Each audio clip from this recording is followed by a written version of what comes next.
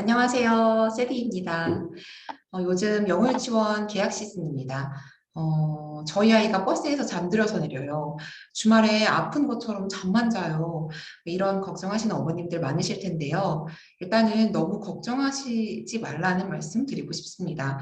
대부분의 아이들이 모국어가 한국어인 상황에서 원어민 선생님과 수업을 듣고 영어 100% 혹은 그에 근접하게 생활을 하게 되면 매 순간 긴장을 하게 됩니다. 오늘 영어 유치원 적응에 대한 팁을 준비했습니다.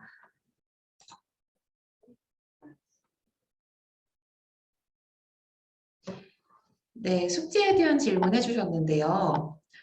숙제가 제가 중요하다고 말씀을 드렸습니다. ABC 같은 쉬운 내용이고 저희 아이가 다 아는 내용이다 라고 할지라도 선생님께서 이것을 내는 데는 이유가 있습니다. 특히나 게이트, 시게이트 같은 유치원은 이거 다 시험 보고 또 공부하고 온 내용인데 다시 해야 되나요? 영어 배우는 수준이 낮은 게 아닐까요? 라고 말씀을 하시는데 아닙니다. 선생님은 이거를 통해서 아이가 학습이 끝나고 쉬는 동안에도 스스로 꺼내서 연필을 잡고 이거를 수행해서 끝마치는 훈련을 하기를 원합니다. 근데 보통은 집에 오면은 쉬고 싶어 하고 또 놀고 싶어 할 텐데요.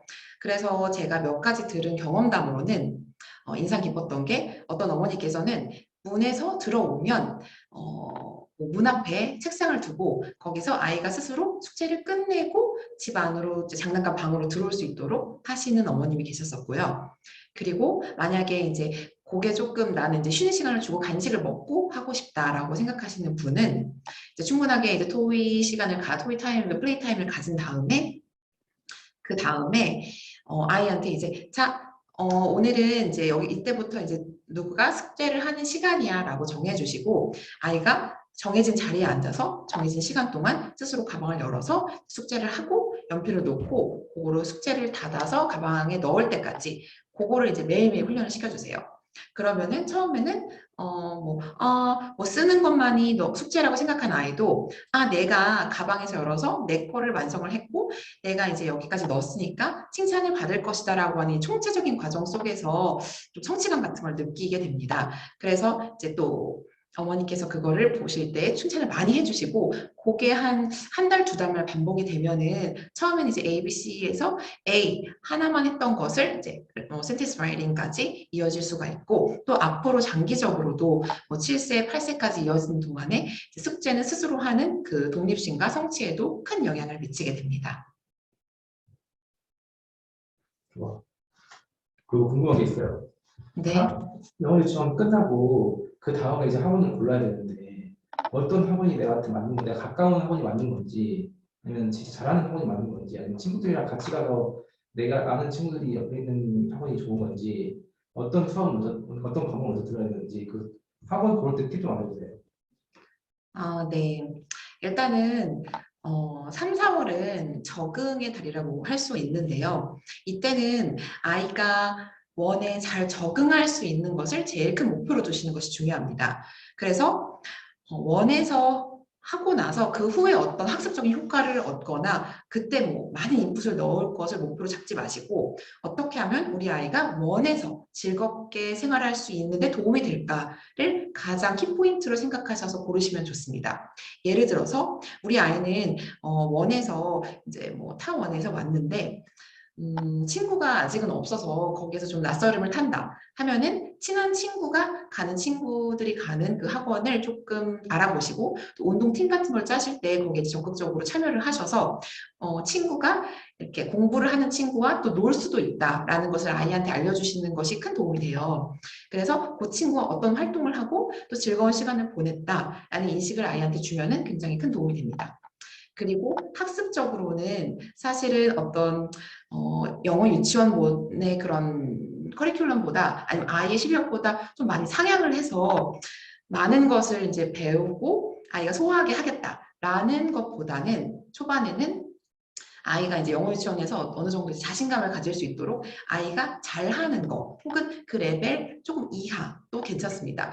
그래서 그 친구들이 내가 잘하는 거네. 내가 뭐 영어 유치원에서는 비록 뭐 여기서는 조금 뭐 미흡한 부분이 있었더라도 요 활동을 하거나 요 공부를 할 때는 내가 정말 잘하고 엄마도 칭찬을 해주시고 선생님도 나를 주목해 주신다라고 하는 그런 느낌을 받을 수 있도록 아이가 좀 좋아하거나 아니면 잘하는 분야 아니면 조금 더 쉬워하는 분야의 것들을 접하게 해주시는 것이 좋습니다. 예를 들어서 수학을 많이 하시는데 수학 같은 경우도 지면을 너무 강조하는 것보다는 조금 더 즐겁게 이제 할 수 있고 또 수적인 감각이 있는 아이들 같은 경우는 수를 좀 빨리빨리 해서 자기가 성취를 느낄 수 있는 그런 활동이 좋겠죠. 그리고 영어 같은 경우는 좀 쉽다고 생각을 하는데 그게 반복적으로 돼서 내 실력을 이제 아이도 느끼지 못하는 동안 조금씩 빌드업을 해갈 수 있는 그런 교재나 그런 선생님과 호흡을 맞추는 것이 좋습니다. 좋다. 그리고 영어 유치원 다니는데 영어는 잘하는데 할 것 같은데 한글을 좀 하고 싶어서 한글을 하는 게 좋은지 아니면은 오히려 영어도 좀 딸리는 것 같은데 영어를 오히려 잘해서 친구보다 더 잘하는 게 나을지 그러니까 되게 그 걱정인 게 영어 유치원 나온 사람들은 영어만 너무 잘하고 한글을 못하는 경우가 있는데 그거에 대해서 어떻게 공부를 또 시켜야 되는지. 네. 이 질문 같은 경우는 사실은 정답은 없어요. 어머니의 어떤 앞으로의 교육관과 목적에 따라서 많이 달라지는 것 같아요. 통계적으로 말씀을 드리면은 일단 게이트 친구들 같은 경우는 한글을 좀 마스터를 빨리 하고 또 그 다음에 이제 수학 학원을 빨리 결정을 한 다음에 아이가 영어와 수학을 동시에 좀 잘할 수 있는 그런 아이로 이제 성장하길 바라는 부모님들이 많으신 것 같고 또 그 중간중간에 어떤 국제학교를 원하시거나 아니면은 우리 아이가 입학을 할 시험 볼 당시에 영어가 조금 다른 친구보다는 준비가 안 됐기 때문에 영어를 내가 좀 더 어느 정도 궤도에 올려놓고 다른 활동을 하고 싶다 하시는 분들은 영어를 조금 더 선호를 하시는 것 같아요. 그래서 오히려 영어 유치원에 가서 충분히 영어 이제 인풋이 있을 때 이제 방과 후에 뭐 라이팅이라든가 아이가 좀 더 1대1로 아니면은 뭐 그룹으로 집중 케어를 받을 수 있는 수업을 선호하시는 경우가 많습니다. 일단 한글에 대해서 말씀을 드리자면요. 한글 같은 경우는 사실 저는 트렌드가 빨리 떼는 거에 좀 초점이 맞춰져 있는데 어느 정도 진도라고 하죠. 그 정도를 나가주신 다음에 책을 많이 접하는 것이 중요하다고 생각합니다. 이것은 사실은 한글 자체뿐 아니라 수학, 영어 모든 것과 다 연결이 됩니다. 나중에 영어 뭐 보캐블러리나 뭐 배경 지식이 아무리 있다고 하더라도 이런 한글 문해력 같은 게 부족하면 영어나 수학도 좀 그 위에 쌓아지기가 어렵거든요.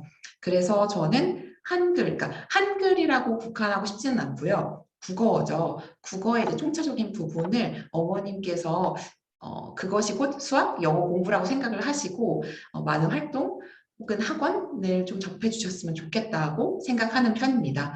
그래서 이 부분에 대한 답은 없는데 저 같은 경우는 국어 공부 또 한글 공부를 좀 이왕이면은 빠르게 접하고 또 책도 많이 접하고 요거를 이제 추천드리고 있습니다. 그리고 이제 내가 5살 이제 초기에 영어 유치원 처음 들어왔는데 1년 후에 인싸가 되는 사람들은 그러니까 예를 들어 1년 후에 제일 잘 나가는 친구들은 목적지가 어느 경우고 내가 그 사람이 되기 위해서는 어느 방향으로 좀 이렇게 공부를 좀 해야 될지 내가 지금 처음 들어왔어. 처음 들어와서 1, 2년 후에 애들은 얘네들 먼저 이거 할 거고 나중에 국제 뭐 유치원 뭐 해서 뭐 유치원 준비하는 애 있잖아. 그 트랙이 있는데 네, 그 트랙을 먼저 처음에 어떤 트랙이 있고 어떻게 해야 되는지 큰 네. 부분을 네. 일단 보통은 수능을 볼 친구인지 아니면 국제학교를 생각하는 친구인지로 크게 나뉘는 것 같고요. 보통은 수능을 내가 목표로 하겠다, 내 아이가 목표로 하겠다 하면은 이제 국영수를 좀 잘하는 아이로 키우고 싶어 하시는 경우가 대부분인 것 같아요. 그렇기 때문에 영어 유치원을 보내는 목적도 뭐 물론 우리 아이가 언어적으로 굉장히 뭐 뛰어나서 인 분도 많지만 어느 정도 영어를 빨리 그중에 끝내놓을 수 있는 부분이기 때문에 영어를 오전부터 좀 충분히 하고 내가 이 부분에서 신경을 쓰지 않게 되면 시간을 벌게 되면은 국어와 뭐 수학을 좀 더 내가 심층적으로 봐주거나 아니면 학원에 보낼 수 있다라고 생각하시는 분들이 많고 또 이것이 이제 시간의 효율성 때문에 제일 많은 분들이 선호하시는 코스가 된 것 같아요. 그래서 저는 글쎄요 이게 인싸의 코스, 그러니까 뭐 잘하는 친구의 코스일지 모르겠는데 대부분의 경우를 보면은 영어를 이제 어느 정도 이제 5세에 입학을 시켜놨으니 수학과 그리고 영어를 어느 정도 균형 있게 백업을 해주시는 분들이 많은 것 같습니다. 그래서 학원으로 치자면은 5세 말에 이제 수학 시험을 봐서 들어갈 수 있는 학원에 좀 올인을 하고 이왕이면 좋은 반으로 이제 넣기를 바라시고 목적하시는 분들이 많으신 것 같고 영어 같은 경우는 이제 그 다음 단계에서 프랩 학원에 넣어서 이제 그 학원들이 시험을 보니까 거기에서 이제 7세 레테를 위한 좀 로드맵을 짜거나 아니면 거기서 중간 점검을 하는 정도가 되거나 아니면 내가 만약에 레테 시기를 놓쳤다, 프랩 레테 시기를 놓쳤다 하면은 최종적으로 7세 후반에 있는 영어학원 레테에서 좀 좋은 결과를 내서 동시에 이제 초등학교 때 달리는 것이 많은 분들의 목적지인 것 같아요. 그런데 이게 예전 같으면 뭐 5세 때 유치원을 보내놓으면 조금 안심이 되고 잘하는 친구들 그룹에서 좋은 시너지가 난다라고 많이들 생각하셨던 것 같은데 요즘은 사실 영어 유치원 좋은 데가 너무 많이 생겼기 때문에 5세부터 7세까지 그냥 두시는 부모님들은 또 많이 없으신 것 같아요. 보통은 한 1년 단위로 학원에 응시를 하면서 중간 점검을 하고 또 제가 언급을 드리진 않겠지만 뭐 수학학원도 몇 가지 진도가 빠른 학원 한 두세 개 있죠. 그 학원에 일단 넣어서 내 아이의 이제 실력을 좀 확인하고 싶어 하시고 또 레벨도 중요하고 또 영어 같은 경우는 문제집의 브릭스 뭐 그런 숫자를 보시거나 아니면은 SR 지수를 보시거나 아니면 프랩 학원의 뭐 탑반 아니면 혹은 그 밑에 반에 합격을 했다 여부로 이제 서로 어머님들끼리 정보 소통을 하시면서 내 아이가 어느 정도 되니까 다음 목표에서는 조금 더 내가 힘을 내야겠다 아니면은 뭐 이 레벨을 유지를 해야겠다라고 결정을 하시는 것 같아요. 여러 가지 이런 것들이 몇 년 동안에 많이 변했는데 가장 이제 앞서가신 변하지 않는 분 같은 경우는 아무래도 어머니와 이제 아이가 소통이 잘 되면서 집에서 매일매일 뭔가를 꾸준하게 백업해 주시고 또 학원에 숙제가 나온 것을 잘 소화하는 친구가 그래도 제일 꾸준히 이제 실력이 좋게 향상이 돼서 결국은 좋은 아웃풋이 나오는 것 같고 그러기 위해서는 영어 유치원에서 내주는 ABC 숙제가 굉장히 중요합니다, 여러분. 이게 단순히 뭐 A의 애플을 보는 것이 아니라 아이가 내가 어떤 주어진 학습을 스스로 열어서 마치고 내려놓아서 끝마친다라는 이거의 기본 과정이기 때문에 앞서가시고 싶으신 많은 분들 일단 영어 유치원 숙제 그리고 수학학원 다니신다면 수학학원에서 내주는 숙제 그거를 이제 분량을 나눠서 매일매일 꾸준히 해주시고 조금 더 여러 개 되신다 하시면은 좋은 문제집들 뭐 저한테 추천을 받으셔도 되고 그거를 분철같이 해주셔서 학습지처럼 매일매일 분량을 나눠서 내가 숙제 이후에 한 장 정도 아이한테 이제 센텐스 몇 개를 써보게 하거나 혹은 단어 몇 개를 외우도록 도와준다라는 마음으로 해주시면 너무 좋을 것 같아요. 뭐 혹은 또 요즘 구몬 같은 학습지도 너무 좋고요. 네. 거부 같은 경우는 아이의 표현 방식의 하나라고 생각을 해요.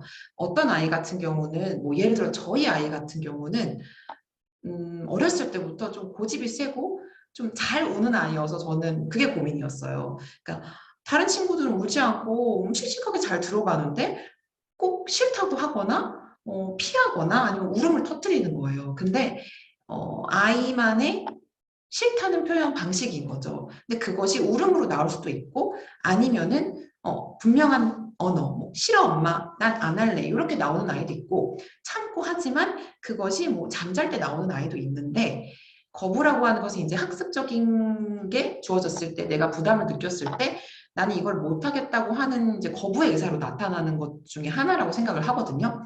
근데 거부가 내 아이가 잘 하던 아이인데 뭐 이 정도는 할 수 있는 건데 안 한다라는 거는 아이의 일단 자신감이 많이 떨어진 상태, 그러니까 겁이 나는 상태인 거죠. 그래서 뭐 예를 들어 울음이 터지는 아이 같은 경우는 즉시 알 수가 있는데 거부 같은 경우는 이 아이가 분명히 할 수 있고 했던 거를 봤는데 어느 날 갑자기 안 한다. 그러니까 그날 이제 그것이 조금 쌓여서 거부로 나타날 경우의 가능성이 좀 큰 거죠. 그래서 거부가 나타나면 아이가 단순히 뭐 그냥 이유 없이 하기 싫다, 뭐 공부하기 싫었다 그렇다기보다는 자신감이 많이 떨어지고 그것이 겁이 나는 상태다라는 것을 어머니께서 이제 조금 생각을 해주시고 그러면은 이것을 이제 무조건 밀어넣기보다는 한 템포 뒤로 빼시고 그러면은 우리 아이가 좀 신나게 아니면 자신 있게 할 수 있는 것이 어떤 것이 있었지라는 것을 이제 빨리 생각을 해주셔서 그 부분을 아이에게 이제 반복적으로 조금 자신감을 가질 수 있도록 또 겁을 극복할 수 있도록 좀 반복적으로 해주시는 게 좋을 것 같아요. 그래서 거부를 하면 단순히 그 영역이나 그 행위 자체로 이제 걱정을 하지 마시고 다른 부분에서 아이가 어떤 것을 즐거워하지? 그러면은 그것을 통해서 이제 극복을 해주시게끔 도와주시는 게 하나의 방법이 될 수 있을 것 같아요. 그래서 만약에 내가 아이가 영어 공부에 대해서 거부가 온다 하면은 아이의 다른 영역, 운동 아니면 놀이 중에서도 뭐 레고 아니면은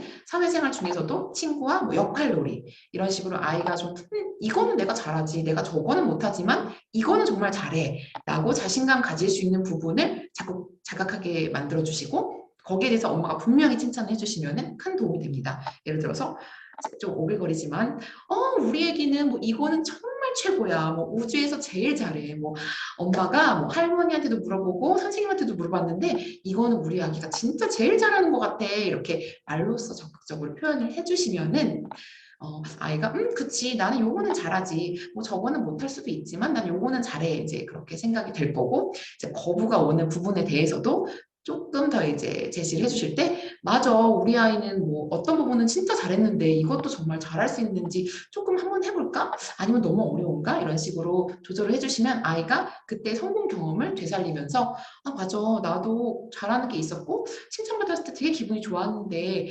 이것도 그럴 수 있을까라고 한번 재고를 할 수 있게 되는 것 같아요. 네.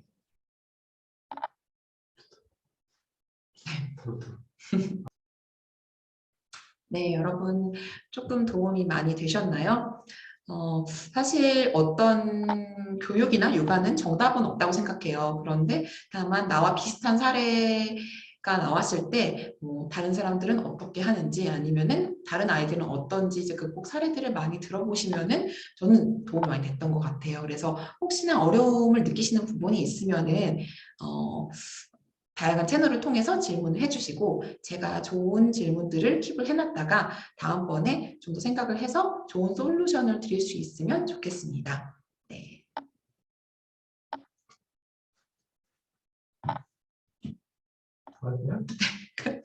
네, 끝이에요. 네, 감사합니다. 수고해주신 저희 남편 감사합니다. 다음 시간에 다시 올게요.